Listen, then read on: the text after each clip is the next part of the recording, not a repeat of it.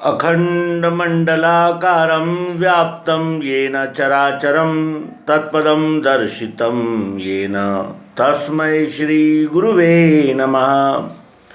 अज्ञानान्धस्य लोकस्य ज्ञानाञ्जनशलाकया चक्षुरुन्मीलितं येन तस्मै श्रीगुरुवे नमः। अध्यात्म विश्वविज्ञान यूट्यूब चैनल पर उपस्थित अपने सभी प्रिय मित्र, आचार्य, गुरुजन आदि सभी का हार्दिक स्वागत समादर करते हैं। मित्रों, सद्गुरु की महिमा यही है कि वे हमारे सभी संशय भ्रमों का निराकरण यथार्थ रीति से करते हैं। किसी भी धर्म, अर्थ यानी पंथ, ग्रंथ इनका हमें आश्रित नहीं रखते। वे कहते हैं ईश्वर ने जब तुम्हें निर्माण किया है, ईश्वर ने जब तुम्हें स्वयंभू निर्मित किया है तो स्वयंभू साधन भी दिए हैं। स्वयंभू ईश्वर को जानने के लिए अपने स्वयंभू साधनों का उपयोग करके तुम ईश्वर को जान सकते हो और अपने मूल को जानकर ही इस जीव को स्थायी शांति और समाधान की प्राप्ति हो सकती है। अन्य कोई उपाय नहीं है। भगवान श्री कृष्ण जी गीता के 11वें अध्याय विश्वरूप दर्शन योग में कहते हैं कि न वेद पढ़ने से, न यज्ञ करने से, न दान करने से, न तप करने से तुम्हें किसी भी रीति से विश्वरूप विधाता के दर्शन नहीं हो सकते। विश्वरूप विधाता के दर्शन करने के लिए तुम्हें तत्वदर्शी सद्गुरु के पास जाना होगा और विनम्रता पूर्वक उनसे प्रश्न करने होंगे और उन प्रश्नों के उत्तर जो तत्व ज्ञान के सिद्धांत से और प्रत्यक्ष प्रायोगिक पद्धति से तुम्हें मिलेंगे, उसी से तुम्हें स्थायी शांति समाधान का अनुभव मिलेगा। आइए, ये अध्याय अत्यंत महत्वपूर्ण है क्योंकि इस अध्याय में हमें आत्मा का दर्शन होने वाला है। आत्मा का दर्शन अन्य किसी भी पद्धति से नहीं हो सकता। क्यों? क्योंकि आत्मा ये तभी यानी प्राप्त हो सकता है जब हम तत्व दर्शन के प्रत्यक्ष प्रायोगिक पद्धति से इसे देखेंगे तब। अन्यथा भाषा और अनेक प्रकार के शब्दालंकार, शब्द पांडित्य, शब्द जंजाल इसमें पढ़कर हमें केवल शब्द ही उपलब्ध होंगे, वस्तु की उपलब्धि नहीं हो सकती। तो आइए अब सर्वांग योग के हम 6वें अध्याय में प्रवेश करें, जिसका शीर्षक है अक्षरानुभव। अब अक्षर आत्मा को जानने की सुरीतिये लखाते हैं, इसे लेना श्रद्धा से सात्विकी ही ये। संपूर्ण विश्व की लीला अक्षर में जिस हो रही, उसी में जो बैठी हैगी अस्थि भांति प्रियत्व से। वेदों के नेति का शेष वस्तु की उपलब्धि वो, उसी का भास सर्वत्र हो रहा दृश्य मात्र में। वो मिठास यही आत्मा है निराकार जानना, वस्तु के स्वाद में भी वो भरी है प्रिय रूप से। मिठास को हुई इच्छा देखूं निज स्वरूप में, तो क्या देख सकती है नेत्रों से निज रूप को। होते ही वृत्ति नेत्रों से देखना निज रूप, तो दिखेगा विश्व ये सारा यही उसका स्वरूप है। बुद्धि के बल से होवे अस्तित्व सिद्ध वस्तु का, आँखों से देखना चाहे दिखेगा विश्वरूप ही। शब्द, स्पर्श तथा रूप, रस, गंध, गुणत्रय आठों का जो लय स्थान साम्यावस्था जिसे कहे, उसी में जो रहे स्थायी अभिन्न गर्भ रूप से। ज्ञानियों को भासती है साक्षित्व भाव से वही, यही ईश्वर संज्ञा से अक्षर रूप स्वरूप में नित्य शुद्ध अजस्थाई स्थित है साक्षी भाव से। सर्वशक्ति इसी में है, ज्ञानी का ध्येय है यही। कर्मारंभ जताने को संज्ञार्थ ओम कहे श्रुति। इस प्रकार अक्षरानुभव योग नामक सर्वांग योग का 6वां अध्याय है। आइए इसका स्पष्टीकरण हम प्राप्त करें। सद्गुरु कहते हैं कि अब अक्षर आत्मा को जानने की सुरीति आपको बतलाते हैं। अक्षर आत्मा को जानने की सुरीति क्या है? तो अक्षर आत्मा को जानने की सुरीति यह है कि हम इसे क्रमशः जानें। इसके पूर्व में हमने ये देखा था कि पंच महाभूत पृथ्वी जल अग्नि वायु आकाश, इनसे हमारे 5 ज्ञानेंद्रिय बने हैं जो हमें शब्द स्पर्श रूप रस गंध इनका अनुभव देते हैं। उसके अनंतर हमारे पास स्वयंभू प्राप्त साधन मन है। मन से हमें 3 गुणों का पता चला, 3 गुणों का दर्शन हुआ, सत्वगुण रजोगुण और तमोगुण। सत्वगुण क्या है? उपयोग से परिणाम तक अच्छा ही अच्छा अनुभव आना, ये सत्वगुण है। उपयोग में अच्छा परिणाम में बुरा, या परिणाम में अच्छा उपयोग में बुरा, इस प्रकार का मिश्रित अनुभव रजोगुण कहलाता है। और उपयोग में भी बुरा और यानी परिणाम में भी बुरा, इस प्रकार बुरा ही बुरा अनुभव आना, ये तमोगुण कहलाता है। ये 8 विश्व में, वो चराचर में, कण कण में ओत प्रोत दृष्टि में आते हैं। केवल प्रयोग करने पर ही ये स्पष्ट होते हैं। और ये साकार सगुण साकार परमात्मा का सगुण साकार स्वरूप यही अष्टधा प्रकृति है। और इसी प्रकृति को माता भी कहा है, दुर्गा भी कहा है। आइए अब इसी अष्टधा प्रकृति में ओत प्रोत व्याप्त उस अक्षर आत्मा का दर्शन करें, जिसकी सुरीति सद्गुरु समझा रहे हैं। लेकिन सद्गुरु कहते हैं कि इसे लखाते हैं, लेकिन इसे लेना है श्रद्धा से, सात्विकी ही है। सात्विकी हृदय कैसे होता है? जो रजोगुणी होते हैं वो रोचक प्रिय होते हैं, चमत्कार प्रिय होते हैं।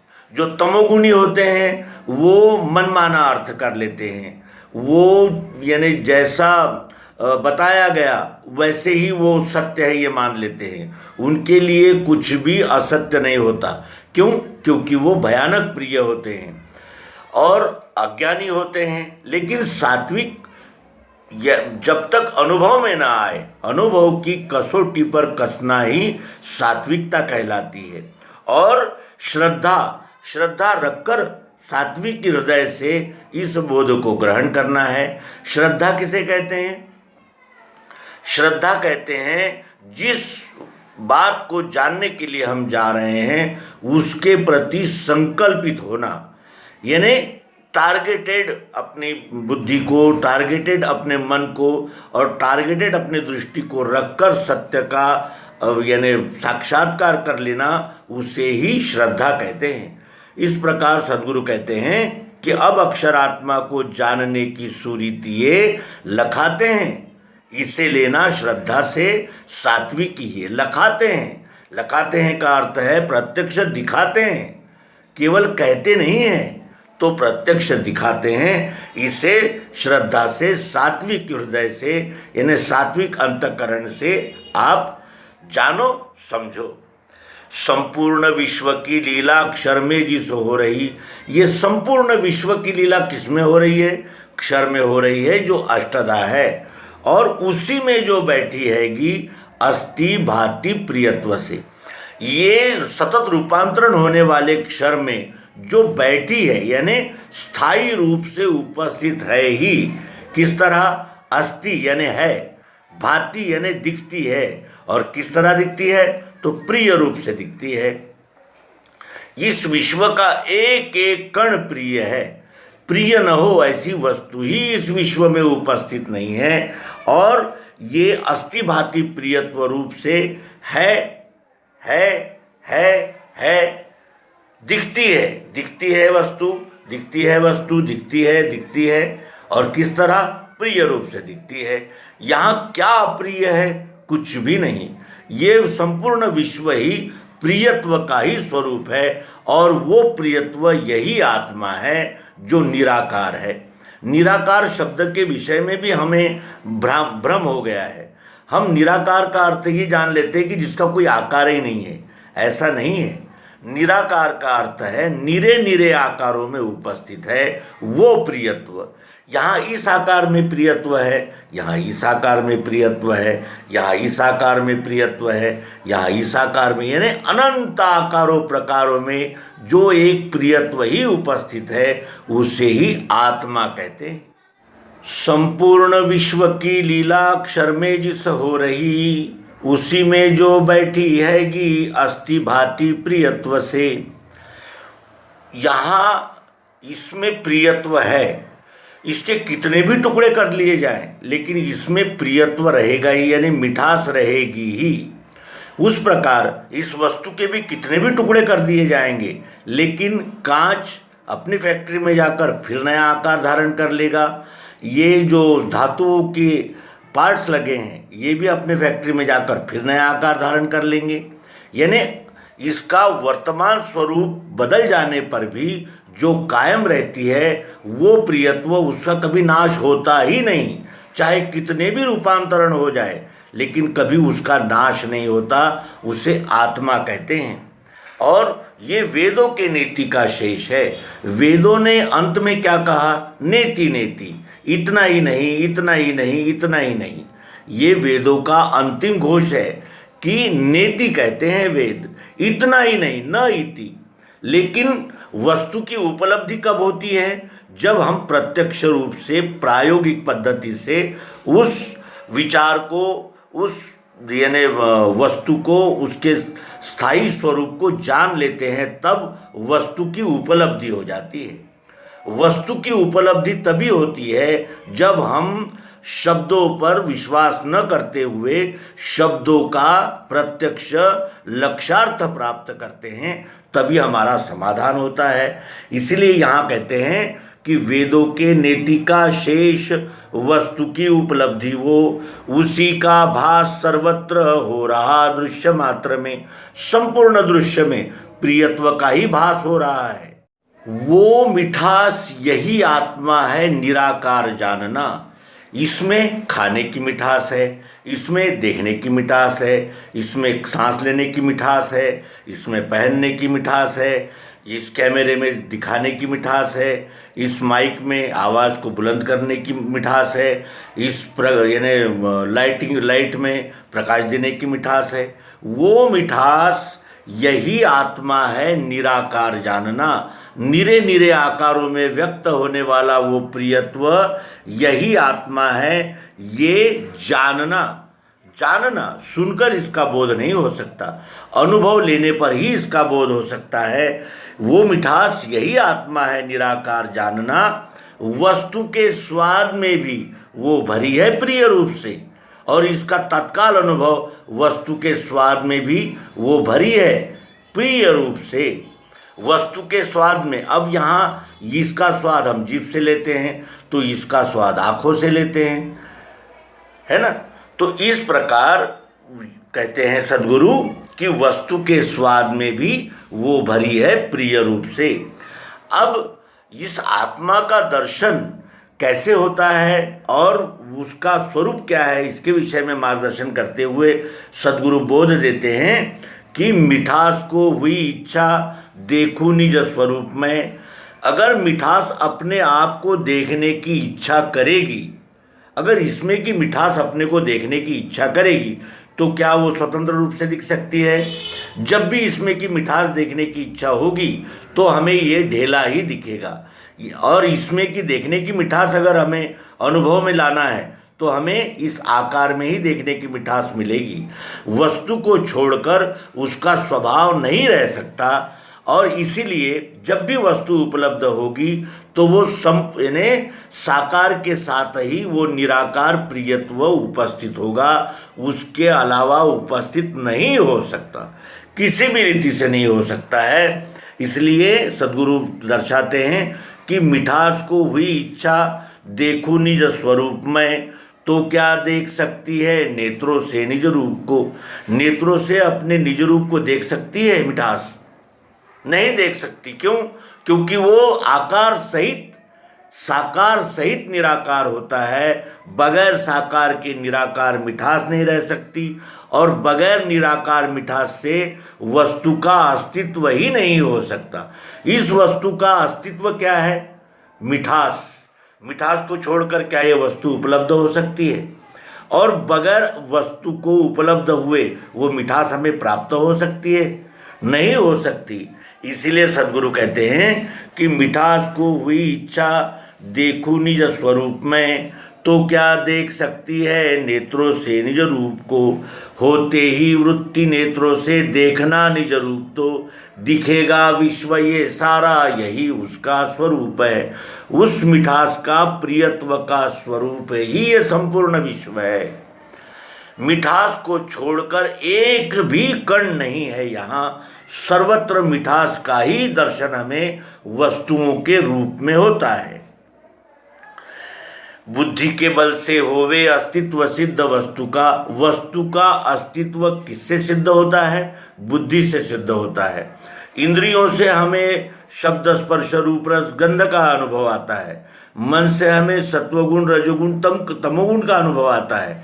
लेकिन बुद्धि ही जानती है कि ये इस वस्तु में मिठास है, इस वस्तु में देखने की मिठास है। ये कौन बता सकता है? तो बुद्धि ही बता सकती है। बुद्धि के बल से होवे अस्तित्व सिद्ध वस्तु का आंखों से देखना चाहे, आंखों से अगर उस प्रियत्व को, मिठास को, उस आत्मा को देखना चाहे तो दिखेगा विश्व रूप ही, वस्तु ही दिखेगी। वस्तु प्रियत्व को छोड़कर नहीं रह सकती, और प्रियत्व वस्तु के रूप में ही उपस्थित हो सकता है। आंखों से देखना चाहे दिखेगा विश्व रूप ही। शब्द स्पर्श रूप रस गंध गुणत्रय, आठों का जो लय स्थान साम्यावस्था जिसे कहे। आठों का लय स्थान जो साम्यावस्था है, उसी में जो रहे स्थायी अभिन्न गर्भ रूप से। मिठास इस वस्तु से अभिन्न है। और कैसी है? गर्भ रूप से है। गर्भ रूप से का अर्थ ये है कि इधर भी मिठास है, इधर भी है, अंदर भी है, बाहर भी है। मिठास ने ही तो आकार धारण किया है। इसकी देखने की मिठास इधर है या इधर है या इधर है या इधर है। संपूर्ण का ही तो नाम प्रियत्व है, संपूर्ण का नाम ही तो वस्तु है। इसलिए सद्गुरु कहते हैं कि उसी में जो रहे स्थायी, इन आठों भावों में ही जो स्थायी रूप से अभिन्न रहती है, गर्भ रूप से ज्ञानियों को भासती है, ज्ञानियों को भासती है साक्षित्व भाव से। वही साक्षित्व भाव से ज्ञानियों को इसी प्रियत्व का भास होता है। और यही ईश्वर संज्ञा से अक्षर रूप स्वरूप में, यही इसी का सारा ऐश्वर्य है। यदि मिठास की आवश्यकता नहीं होती तो क्या ये वस्तु उपलब्ध होती? नहीं। यहाँ देखने की मिठास हमें नहीं चाहिए होती तो क्या ये वस्तु उपलब्ध होती? नहीं। यानी उस प्रियत्व ने ही वस्तु का रूप धारण किया है, और यही इसी का सारा ऐश्वर्य है। ये वस्तु मिठास का ही तो ऐश्वर्य है, ये वस्तु देखने की मिठास का ही तो ऐश्वर्य है। और इसी ऐश्वर्य के कारण उस आत्मा को ईश्वर कहा जाता है। यही ईश्वर संज्ञा से अक्षर जो कभी नहीं बदलती, इस वस्तु के लाखों टुकड़े कर देंगे तो भी एक एक कण में वो मिठास उपस्थित होगी ही होगी।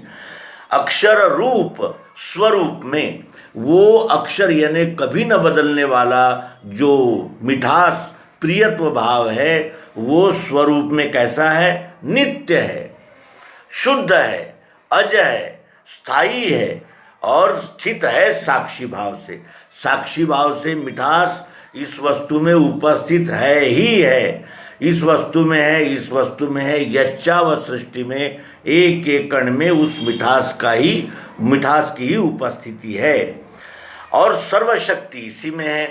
अगर देखने की मिठास नहीं होती तो ये वस्तु यहाँ उपस्थित नहीं होती, खाने की मिठास न होती तो ये वस्तु यहाँ उपस्थित नहीं होती।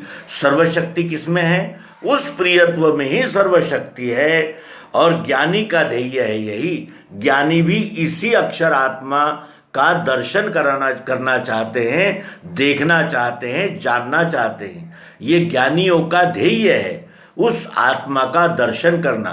लेकिन वो आत्मा ग्रंथ मत पंथ में नहीं मिलेगा, शब्दों में नहीं मिलेगा, वो प्रत्यक्ष प्रायोगिक पद्धति से ही उसका दर्शन, उसका साक्षात्कार होता है।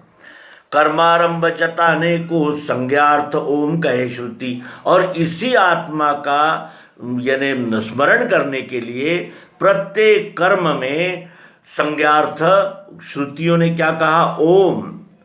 ओम ओम हर मंत्र के आगे ओम नमः शिवाय, ओम भूर्भुवस्वः तत्सवितुर्वरेण्यम, हर मंत्र के मैंने शुरुआत में ओम संज्ञा लेकर इसी आत्मा का स्मरण करते हैं श्रुतियाँ। इस तरह अक्षरानुभव योग नामक सर्वांग योग का 6वां अध्याय संपूर्ण होता है।